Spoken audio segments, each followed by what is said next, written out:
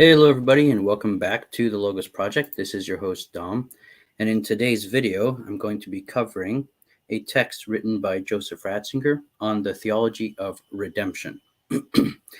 So let's jump right in. Before we look at that text, I wanted to draw attention to a passage in a previous chapter of this book here.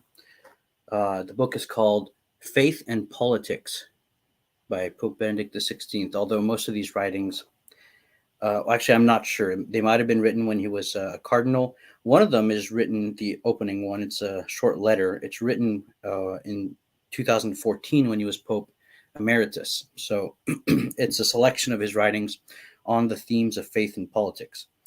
But redemption is crucial because when it comes to political questions, we have the philosophy of Karl Marx and the existentialism of Jean-Paul Sartre that feature very largely in culture today and inform political activism. And so he responds to that by looking at the question of the redemption of mankind.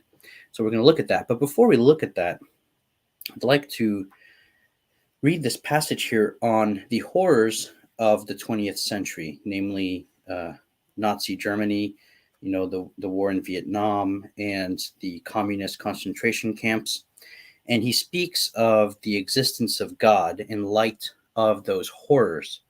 And I wanted to read this passage here about whether God does exist in light of those atrocious things that happened. And this is how he addresses this. He says, "Remarkably enough, the claim that there can no longer be any God, the claim, that is, that God has completely disappeared, is the urgent conclusion drawn by onlookers at the terror, the people who view the horrors from the cushioned armchair of their own prosperity and attempt to pay their tribute to it and ward it off from themselves by saying, quote, 'If such things can happen, there is no God,' end quote." Ratzinger continues, "But among those who are themselves immersed in the terrible reality, the effect is not infrequently just the opposite. It is precisely then that they discover God. In this world of suffering, adoration has continued to rise up from the fiery furnaces of the crematories, and not from the spectators of the horror. It is no accident that the people," here he's speaking of the Jewish people, "it is no accident that the people who in their history have been the most condemned to suffering, the people who have been the worst battered and the most wretched, and who did not have to wait for 1940 to 1945 to be in Auschwitz, also became the people of revelation, the people who have known God and made him visible to the world. And it is no accident that the man who has been the most afflicted and has suffered most, Jesus of Nazareth, was and is the revealer, nay, revelation itself. It is no accident that faith in God flows from a head sore wounded, from a crucified man, and that atheism has Epicurus for father and originates in the world of the satisfied onlooker." So I just wanted to start with that. Those are powerful words. He even says right here, speaking of Jesus's admonition to the rich man, he says, "Rich man," that means anyone who is well off, saturated with prosperity, and knows suffering only from television. So a good sobering way to open up about the theology of redemption.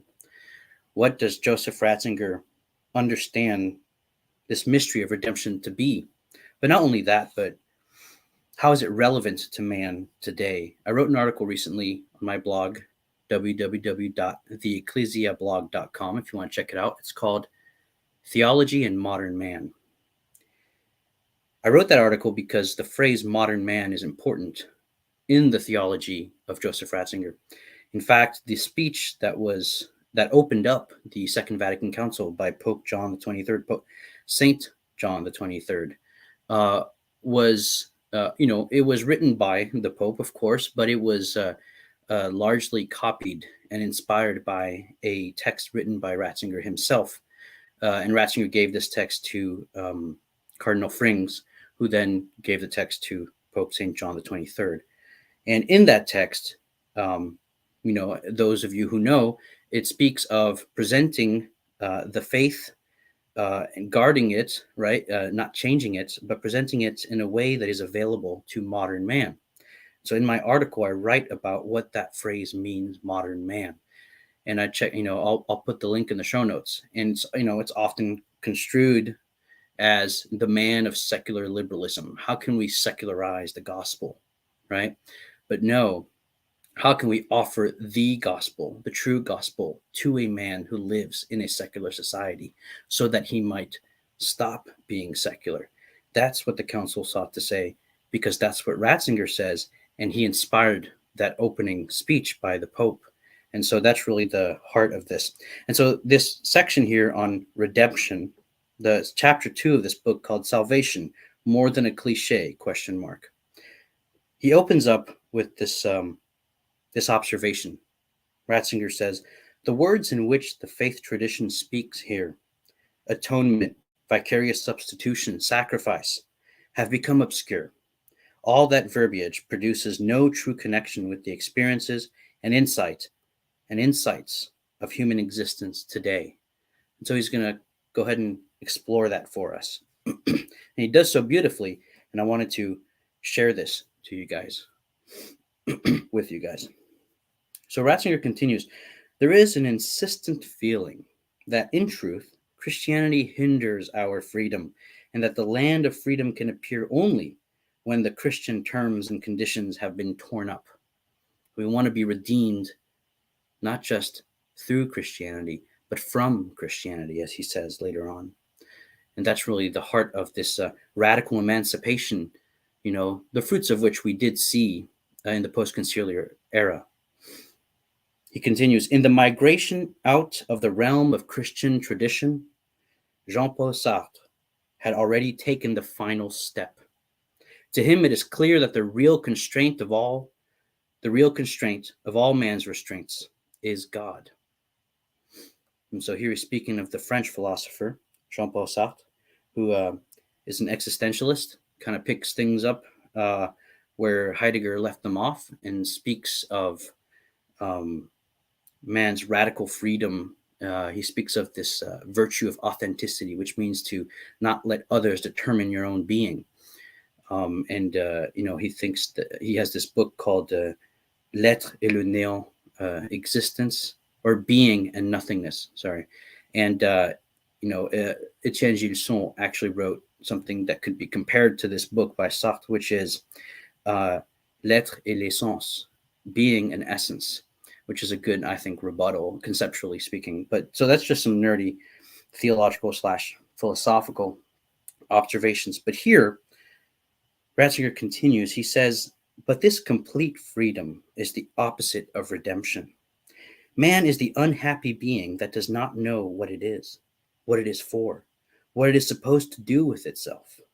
In the ocean of nothingness, he must first plan what he wants to be, because the fact that there is no idea of him naturally implies also that there is no meaning.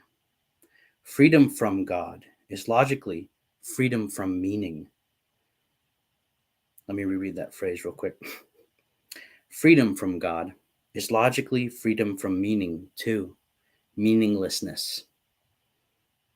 The freedom that Sartre discovers is in truth man's condemnation. Animals simply are what they are, and they are happy. Man, who must make himself, is precisely for that reason in hell. He himself is hell, to himself and to others. So that's something that Sartre would often say, is that hell is the other, right? And we are hell to each other. It's a very pessimistic philosophy. And so Ratzinger continues, but he offers a question here. He says, does redemption occur through liberation from all dependence? Or is its sole path the complete dependence of love, which then would also be true freedom? He flips Sartre's philosophy on its head.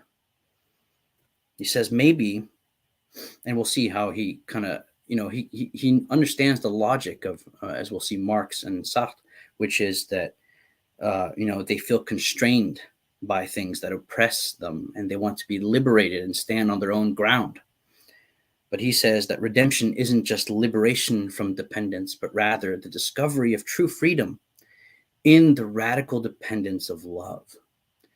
But the issue is that people don't believe in love.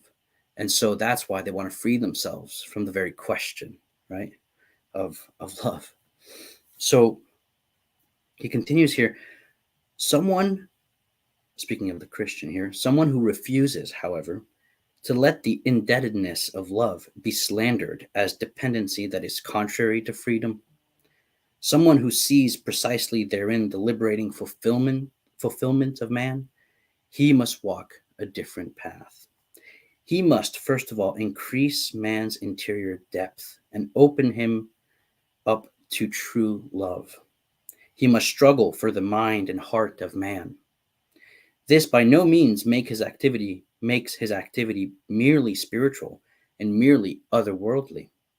It will be much more present to man today, much more directly related to his here and now than the other program, which does have its heaven on earth, but in a future that is much farther away from the present than the heaven of faith, which always stands over the earth and takes aim into its today. Here he's criticizing Marx, really, who seeks to liberate man from the oppression of, class differences, and wants to create a kind of utopia in this world, a heaven here that will be tomorrow. The revolution will bring it about. And so it's a future-looking endeavor where man, by his own means, frees himself, right, from all things, including God, and so that he can stand on his own ground. And that is true redemption for Marx. Ratzinger says no. The man who sees that this is not so has to act differently. He has to embrace his dependence, but it's a dependence on radical love. And so it's faith, right? And that will make the world a better place today, not tomorrow. That's the secret to Christianity's program, as opposed to Marx's program. That's what he means here in this passage. And so he continues, if that is the case, then man's salvation must look different. In one respect, it will be less simple. It cannot take place in such a way that the good world is produced like a technological working part through planned partisan effort, right? In other words, it's him saying that politics doesn't have anything to do with eschatology. Politics is about ethics, right and wrong. But if we try to make politics into the apparatus through which we bring about our own salvation, our own redemption, it ends in violence, as he saw in the 20th century. He continues, it will not be programmable at all in advance from outside, because it concerns man personally, in his guilt and in his love. But for precisely this reason, it will not be the endlessly postponed day after tomorrow. Sorry, let me reread that sentence. But for precisely this reason, it will not be the endlessly postponed day after tomorrow either, which can be built only upon the rubble of what went before and is heralded for the time being only through a zeal for destruction. It will have to be more modest and at the same time greater. You have the paradox here of the Christian mystery, of the paradox of the gospel. It will have to mean, first, then, that man no longer needs to be afraid of God. So here he diagnoses so much of the atheism of Marx and Sartre as a fear of God because he oppresses, the fear of suffering, the fear of death. Why does God allow this? His arbitrary will. We must free ourselves from him and be our own gods and be liberated from the oppression of this world's suffering, right? And he says, technology is an attempt to banish this dominion of the unknown, to domesticate the power of the universe, and to leave no unknown power, no untamed force behind. We're afraid of creation, and we want to dominate it and control it through technology so that we are its masters. But here's the danger. When the universe no longer rules, man is abandoned to the rule of man, which can often be much more sinister and allows us to see the abysses of uncontrolled power only from the other side. He's speaking from experience here, right? Especially in Nazi Germany. The first thing that would have to happen is redemption. So here's the key word. Now he's going to explain what redemption is. The first thing that would have to happen is redemption. The first thing that would have to happen if redemption were to exist would therefore be this, that God no longer be the unknown, the immovable, the untouchable, that he no longer be the limit of our freedom, the competitor with our own life. He himself would have to be one with us if we were supposed to be free. He continues, man does not need the undetermined freedom of nothingness. This is Sartre's point, right? The freedom of nothingness is Sartre's point. Ratzinger here is saying, no, man does not need the undetermined freedom of nothingness, the assurance that no one willed him, no one made him, but rather the determined freedom of knowing that he is willed, that he specifically is needed and unconditionally necessary. Only when man knows that this is how it is with him, that everything fickle, unpredictable, and uncertain in his being loved disappears, only then is he free. I'm going to reread that sentence. Only when man knows that this is how it is with him, that everything fickle, unpredictable, and uncertain in his being loved disappears, only then is he free. The opposite way, to cast off love so as not to be abandoned to its uncertainty, is an operation, so to speak, that is performed at the expense of the patient's life. It amputates precisely what makes man human. This is his criticism of Sartre, right? The opposite way, so Sartre's way, to cast off love so as not to be abandoned, right? So as not to be abandoned to its uncertainty, is an operation that is performed at the expense of the patient's life. It amputates precisely what makes man human. And then he turns to a text here by Solzhenitsyn, where Solzhenitsyn says, what do we keep telling a man all his life? You're a member of the collective. He may be a member, but he has to die alone.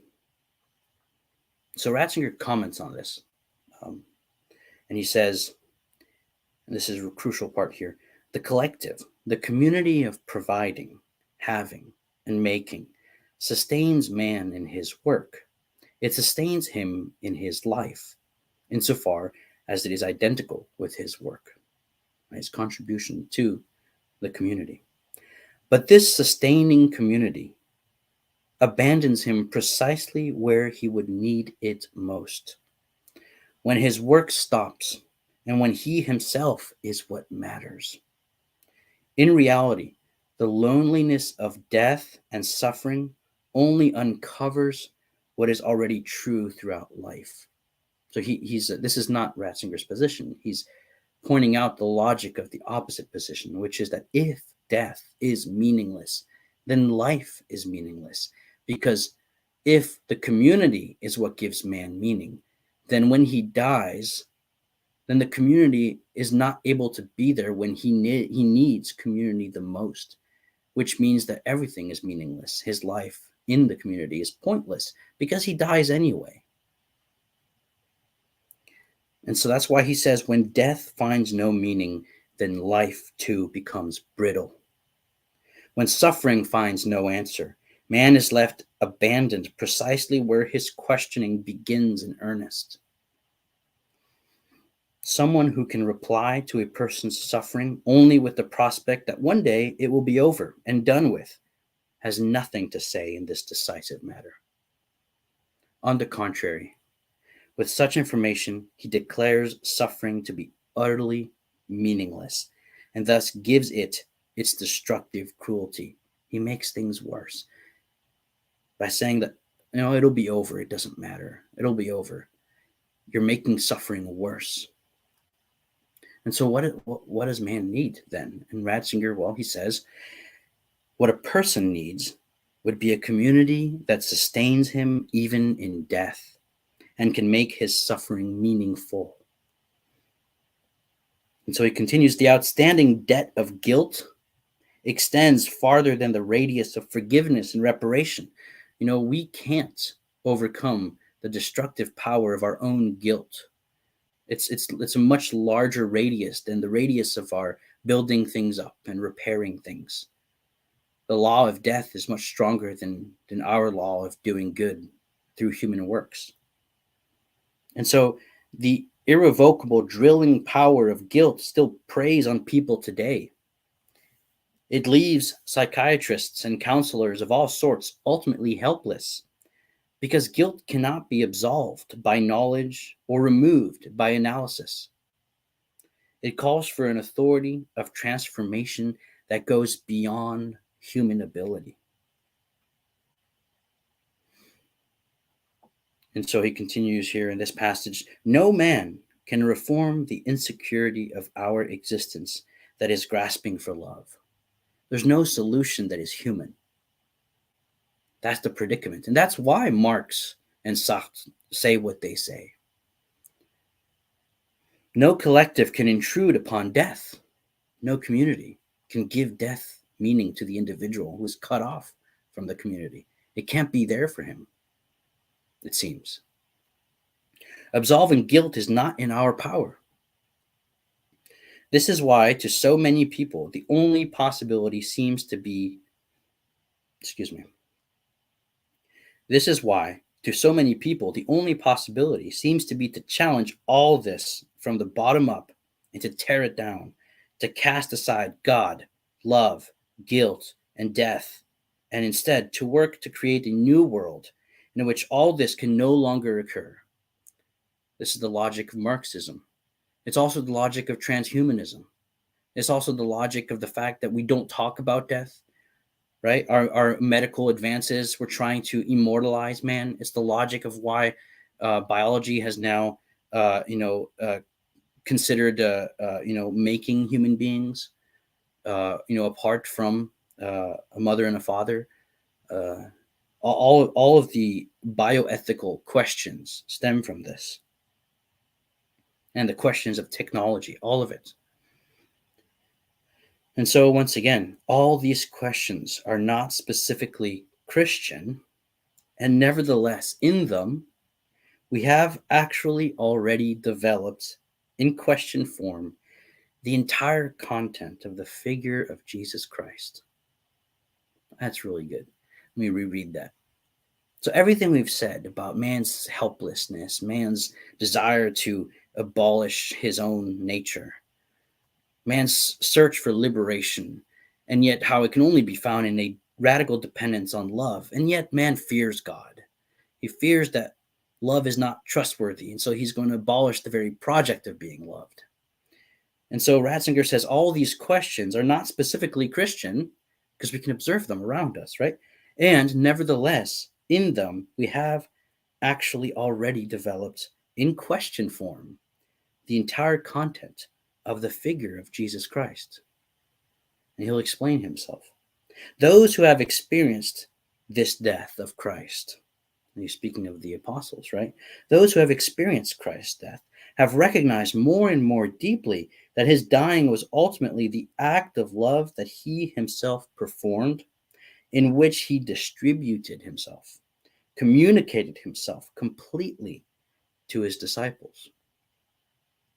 And this showed that this act of love was, in the most profound sense, the deed of the love of God himself, in which he, as man, overcame the limits of human love with the power that belongs to God alone. And here we have the hypostatic union. This is the mystery of Christ. And so he continues, death, the illogical, the unspiritual and senseless, thus becomes an active spiritual event. Death, the end of communication, becomes here an act of communion, pure and simple, of Jesus with everyone, and in him of everyone with everyone, and of God through Jesus with everyone. And so man actually can be liberated in truth only when the center of alienation itself, the center of his lack of freedom, is transformed, and the door is kicked open here. In the realm of the power of death, sorry, I'm going to have to reread that. Man actually can be liberated in truth only when the center of alienation itself, the center of his lack of freedom, is transformed, and the door is kicked open here in the realm of the power of death. In it, however, the one who is for him the quintessence of power, so the far off God that we're afraid of,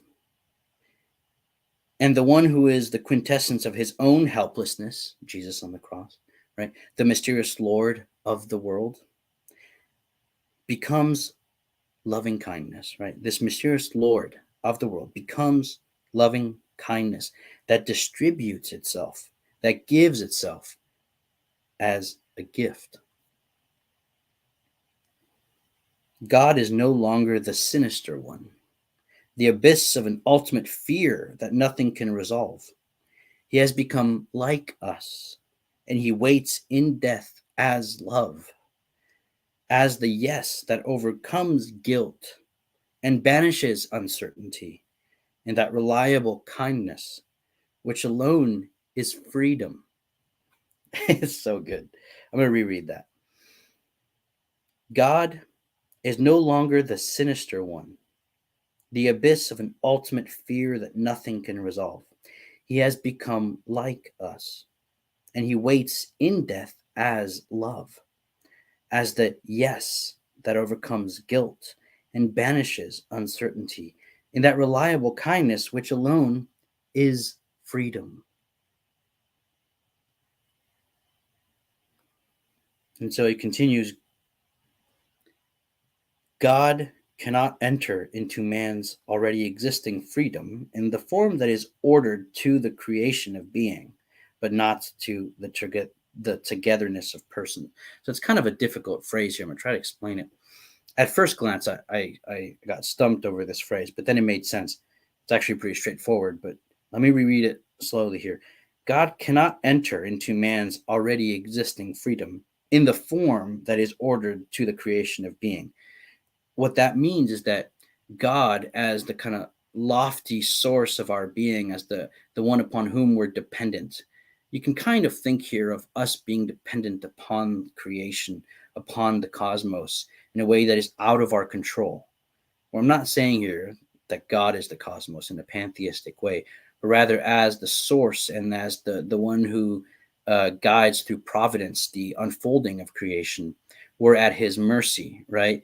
And there's a sense in which we can't control what's happening, the unfolding of providence, and so it's aloof, it's kind of scary, and we're not sure, if we can trust things, and because this my parent died, or my brother has cancer, or my child just died as well. Horrible things happen. We can't control things. So God cannot enter into man's already existing freedom in the form that is ordered to the creation of being. And he cannot enter in a way that is not the way that someone enters when it comes to the togetherness of persons. So God must enter, right, for redemption to happen. He must enter in the way that characterizes the togetherness of persons, not the loftiness of the creator, but the closeness of the personal, right? That's what that phrase means. And he says, this entrance can occur only in the manner in which persons are capable of entering into one another. That is, by way of being for each other and its opening love, which demands faith in advance. Really is interpersonal. That's That's what the redemption is. That's the reason behind the incarnation, the hypostatic union. And so he says here, omnipotence here can take effect only in the universal force of vicarious substitution in the God-man's being for us. That's why substitution is needed, because God can't just be the lofty creator, but he must enter into the realm of the interpersonal with other human beings. And so it needs to be a human being, and yet it also needs to be God. So omnipotence here can take effect only in the universal force of vicarious substitution in the God-man's being for us. One word, being for us. He is being for us. He is also, sent by the Father. Think of those as names. The Son is the one sent by the Father. He is the mission of the Father. He's also the one being for us. In Jesus, you have the relation to the Father and the relation to us. This is the hypostatic union. And so that's why he says here, that means from below, from our own perspective, that one cannot buy redemption, so to speak, ready-made off the rack. One must enter into it with the whole path of one's human existence. So without Jesus, we can't just purchase redemption.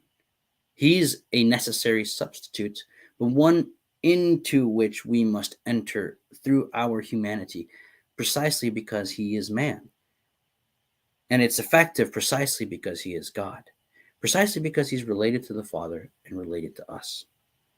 That's the heart of substitution.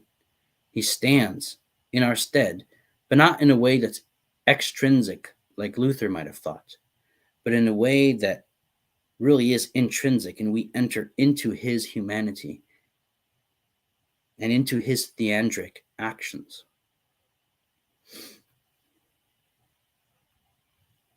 And so here he turns to another point that people were setting up objections during the time of St. Irenaeus. And St. Irenaeus will respond to these objections. The core of the objection really is, could God not make man perfect from the beginning? Is he not himself responsible for human unhappiness? St. Irenaeus says, we cast blame upon God because we have not been made gods from the beginning, but at first merely men, then at length gods.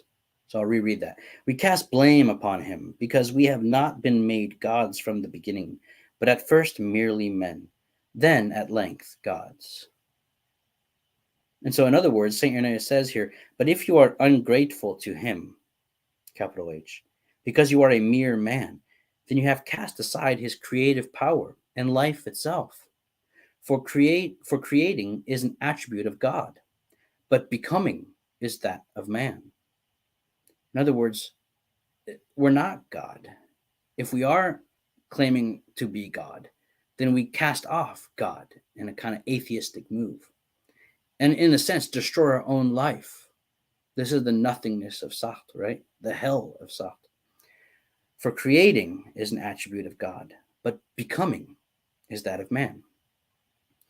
And so the yearning to be one's own creator now and not to be obliged to thank anyone anymore is ultimately nothing but the clamoring demand to have no more God, but rather to be a God for oneself. It is correct that man is supposed to become like God and cannot rest until he has attained the freedom of sonship. That alone can be the freedom appropriate for him.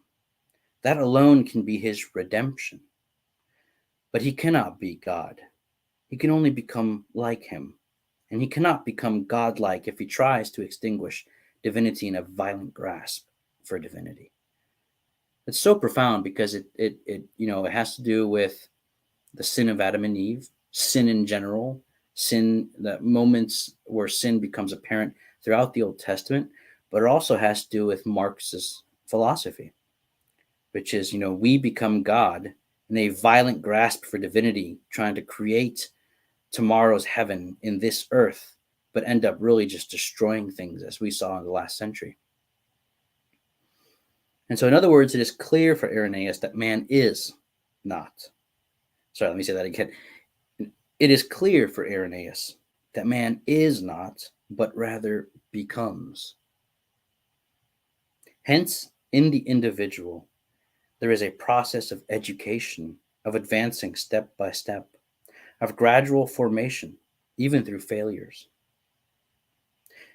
Because its goal is maturity, that is, full freedom, the equality with God, that is, sonship, therefore, such education. Okay, I misread that. Let me reread that phrase. Okay. Hence, in the individual, there is a process of education, of advancing step by step, of gradual formation, even through failures. Because its goal is maturity, that is, full freedom, the equality with God, that is, sonship, therefore, such education for God can be achieved only by God, and our equality only through his becoming equal to us. And so that's it. That's the passage on redemption in this book here, Faith and Politics by Joseph Ratzinger, Benedict XVI, selected writings. So at the end of the day, the main point of all this is that for Ratzinger, redemption is being sought today by atheistic secularism, right? And the likes of Marx and Sartre, and it trickles down into culture. Well, you guys know the gender ideology and transhumanism and all that kind of stuff. Redemption for the secular man is liberation from all things so that he might be God. So he might stand on his own and depend on no one. But precisely in doing that, he destroys his own nature, as we see happening around us. And in destroying his own nature, through death, enters into the nothingness of Sartre, right? And so you have, therefore, a kind of establishment in the modern era of man being in hell because he is cut off from God. And Ratzinger points out that is the traditional definition of hell. So Sartre is right. That is hell. And but for Ratzinger, the redemption of man is an embracing of the radical dependence of radical love on radical love. And so it's a faith that love doesn't disappoint. So if someone is suffering because they want love and don't experience it, they want happiness and yet don't experience it, the solution isn't to get rid of the question of love and the question of what would make man happy, right? That's what these philosophers do. They kind of make man into the arbiter of his own nature, get rid of these questions of dependence and of nature and of love and of sin and of guilt. But rather, the solution really is to embrace our dependence upon God and to realize that he's not this lofty, out of reach, kind of deist force of nature like the ancient pagans thought. But in Jesus Christ is available.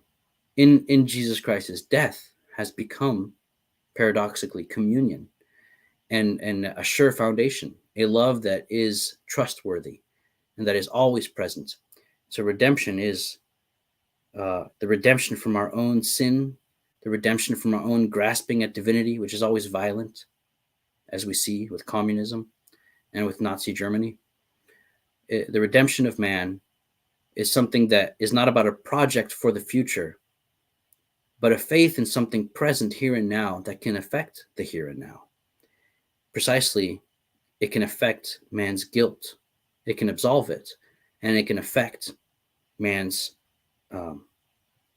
love, his search for love. It can fulfill it here and now. And so by living this grace that is found in the cross of Christ, the world can change and become a kingdom of love here and now in little pockets. And it can build civilization, but it's God's work, not our work. We are not God's. And that's why Marx is wrong. And so that is Joseph Ratzinger's Theology of Redemption from a little passage of his writings. It's something worth thinking about a lot more. You can replay this video and listen. You can slow it down if it's on a podcast platform. And you can think about this. You can get the book and you can read through it after listening to this or while listening to this. But it's definitely stuff worth meditating upon and worth thinking about and worth living in faith. And so if you appreciate this content, consider liking, subscribing, and hit the notification bell. And if you want to check out that article that's in the show notes, go ahead and check it out at www.theecclesiablog.com. The article was about theology and modern man. And if you appreciate this content, consider supporting us at patreon.com/the Logos Project. And so without further ado, thank you all for tuning in, and we'll see you guys next time. God bless.